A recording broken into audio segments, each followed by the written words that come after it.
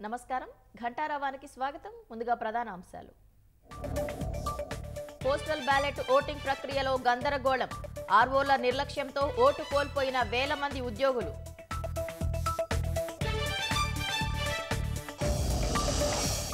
postal ballot voting ప్రక్రియపై తెలుగుదేశం అభ్యంతరం CEO సమాచారాన్ని గోప్యంగా ఉంచుతున్నారని ఆరోపణ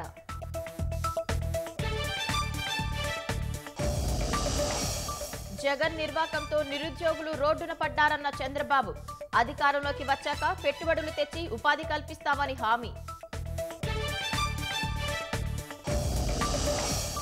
జగన్ పాలనలో ప్రజల భూములకు రక్షణ లేదన్న పవన్ కళ్యాణ్ కూటమి రాగానే ల్యాండ్ గ్రాబింగ్ చట్టాన్ని రద్దు చేస్తామని హామీ